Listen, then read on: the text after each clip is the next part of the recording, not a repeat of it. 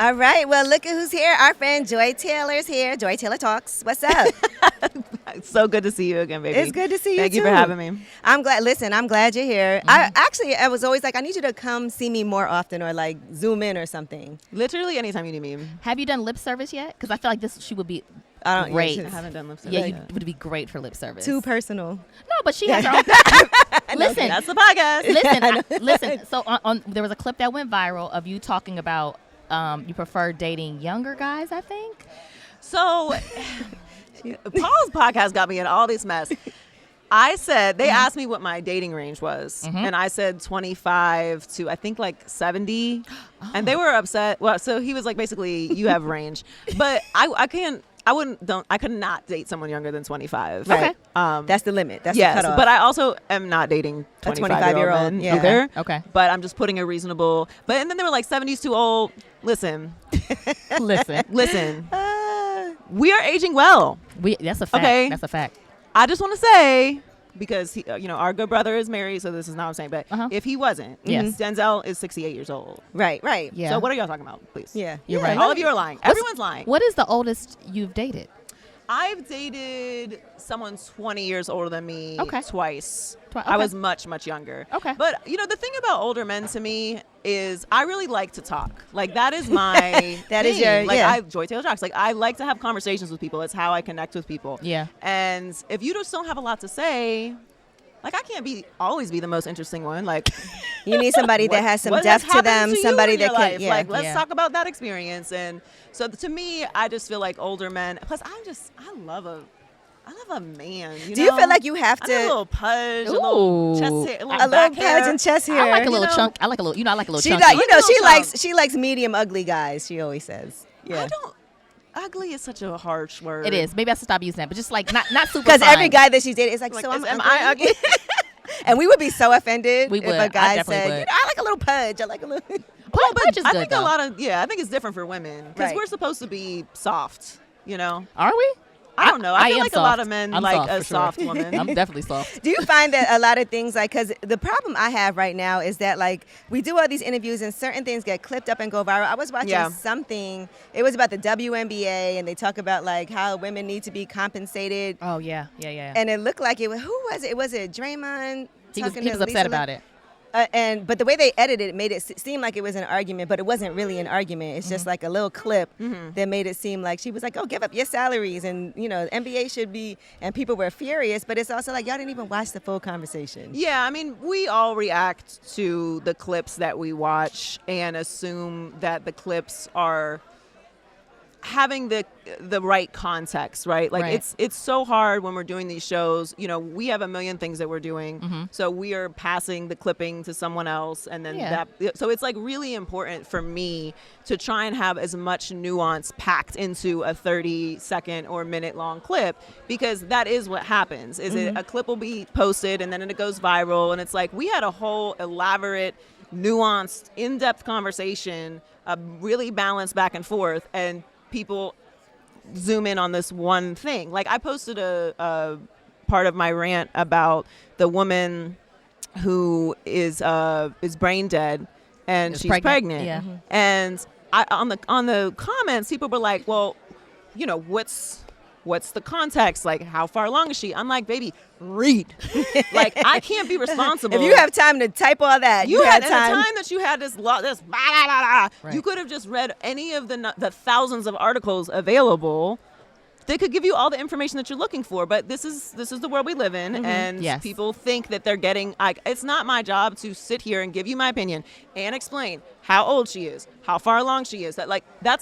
That's your job to do that. Because even if I put it in the caption, you ain't gonna read that either. You're not. So it is. It's. I won't say it's like hard, but that is. I think it's important that people, if you feel a visceral reaction, if you feel a need to get involved in a conversation about something that you've seen on the internet, take a deep breath. Yeah.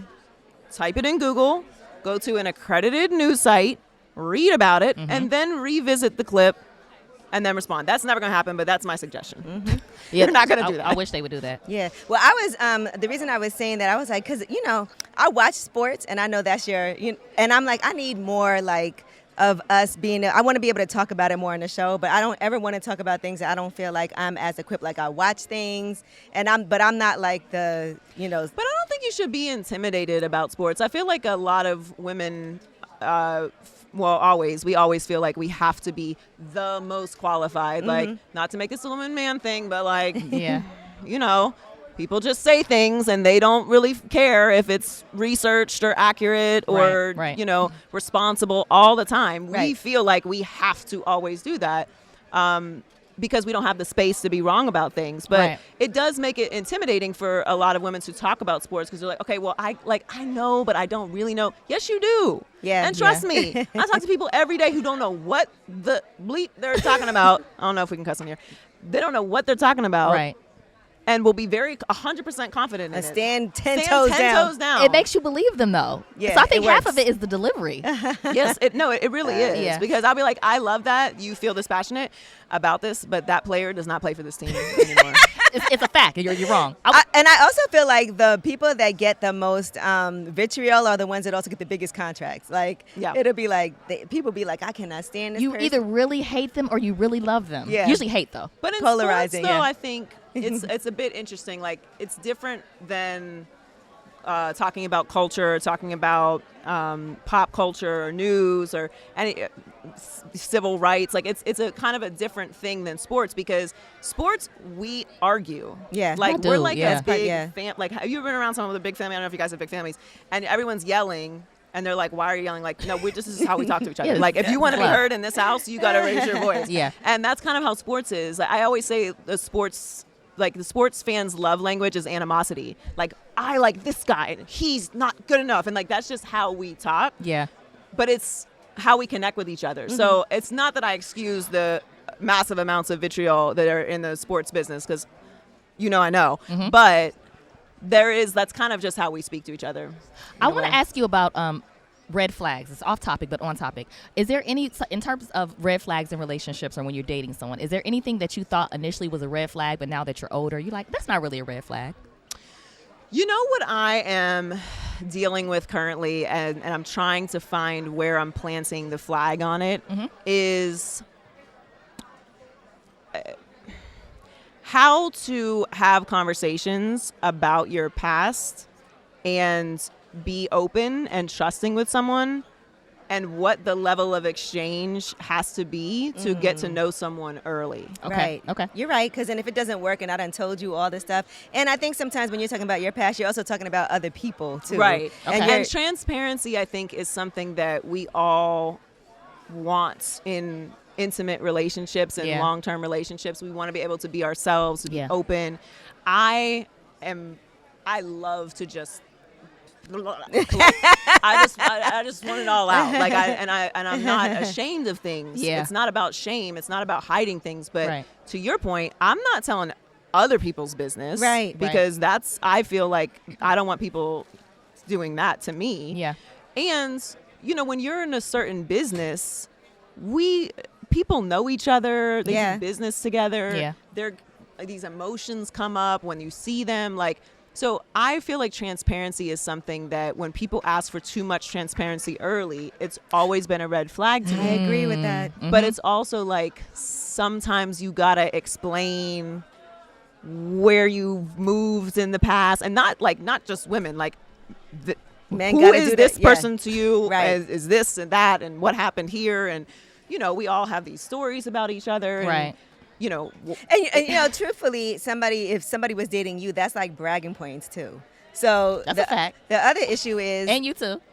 Yeah, no, I'm kidding. But this is Joy Taylor. It's different. But please. But I will it's say, the same. But I will say, it's like, so sometimes that's hard too, because they may be acting amazing to you, but then in their group chat, it's like, well, yeah. It's like, and that's guess why who I was you with? have to move. There's just so much pressure in new situations to move, and then do you need leverage against this person? And it's it's just icky. Yeah. And I wish we didn't have to be that way, but transparency to me is something where I'm trying to find what's the balance? Yeah. Is this too much? Is this not enough? It's something that I deeply want. Right. But with the right person.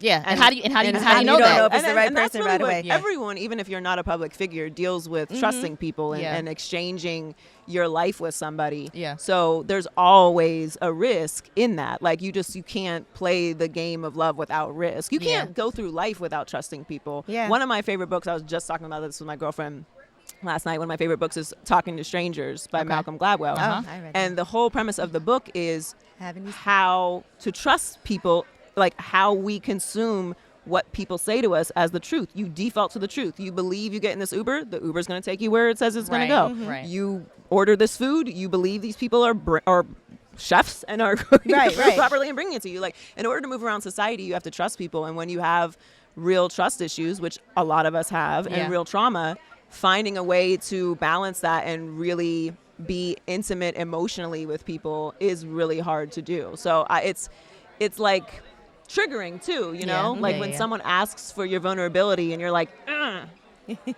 I want to, but or you first. You first, and then it also takes time. And then are It's you not- sharing just because you want? Like it's a very It's tricky. It also is something that you can't rush too, because there's no way you could speed up being vulnerable. It's just something that has to happen. That's a good rule. Yeah. Yeah. You can't. But sometimes when you It feel a happens fast connection sometimes, with someone, but you can't like force it. It's got to feel like, you might stay up and talk to somebody 2 days straight and be like, damn, I felt the deepest connection in these 2 days. It happens. Yeah, it happens. Then or you could date somebody for 3 months and never get to that point. You know what I mean? And get them out of here. But that to me, like, sometimes really feels safe. Yeah. Yeah. Like Other when people have someone walls doesn't up too. Yeah, people have walls up, Yeah. and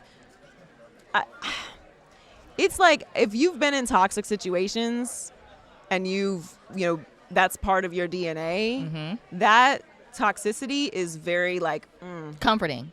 I like that. Familiar. This is familiar. I know this. I know these moves. And that in some ways can feel like connection, but it's not. Right. And determining the difference between connection and toxicity And love bombing. which could happen too. because I love a love bomb. Child. Yeah, yes. Talk to me nice. Talk to me nice. And a New York man can love bomb, New York men be knowing how to love bomb. But they know how to talk. So, Yes. Yeah, they know how to talk. They know how to talk. Real talk. They do. I feel like you've been through so much and you have this really strong, like, demeanor about you. Do you feel like sometimes, like, because we're talking about being vulnerable. What I love is that no matter what, though, you keep pushing. It's just like, block the noise out. But sometimes it got to be like, y'all. Oh, I'm like, tired. I'm exhausted. Yeah. Because I literally, like, think that sometimes when I'm like, if y'all, because people be saying crazy shit in comments, other newscasters who are awful human beings say awful, say things that I'm like, this person's disgusting. And it's like, what the fuck is wrong with y'all? And sometimes I'm like, Joy just need a hug, because it's like, I know that's just not easy. I know it's not. It's not, but what do you do? Right. You quit or you don't. No, Yeah. and you can't. You 'cause make then it look easy, If though. you quit, it makes it look like they won, too. Yeah. Yeah. But we were talking about that earlier. I was just saying that earlier. I said there's been times when people have fought so hard for to try to make me give up and quit. That actually has been the reason why I haven't in situations where it's But I don't I don't know if you feel this way, because for many years I worked hard and still they do. would be in not these people, but other people from my past would be in my mind. And I've reached a point in my career and my life where I want to do things for me. I don't need to prove anything to anybody. The people that love me, love me. The people that support me, support me no matter what is going on in life. So it's inconsequential to me what someone thinks about me. I cannot convince you of anything. Right. I You get can to that put a point. whole fact on the Yeah. table. If you want to feel a certain type of way about something, you're going to feel that way about it. I don't want to make it look too easy, though. Yeah. Like, No, you don't make it look carefree, but you make it look like well, I got because this. I have stuff to do and things I want to accomplish That's and right. bills to pay, and that nothing that is meant for me is going to be stopped because of another person. I hear What's that, meant for me is meant for me. You can be mad about it. You can talk about it. You can complain about it. You can say about it. You can comment about it. What's meant for me is meant for me regardless. And I also feel like just as Black women, we always have to be strong. And this chapter of my life has really made me lean into my people. Like, I'm not okay. I'm tired. I need a break. I need to vent. I need to get away. I think we all this year has been a crazy year for everybody. Like politically, here in LA, it's been awful. God. Like it's like every day, I'm like, like can we get a break? Leave me alone. Can we get like one day of unprecedented news, please? So, you know, I think self-care in a real way is very important. But yeah. Lastly, do you bet on sports? I do. Okay. What would you have bet on the Pacers winning the other night? Because that was insane. So actually, I didn't put anything on that game, but I would have put it on them to cover because the spread was a lot. The spread was 10 points, which the Thunder have been blowing teams out all year, really, and all postseason. They've only won 2 close games this whole postseason. So I thought that the spread was a little bit much for game 1. I did not think the Pacers were going to win. But they're just that was amazing. They're just so fun.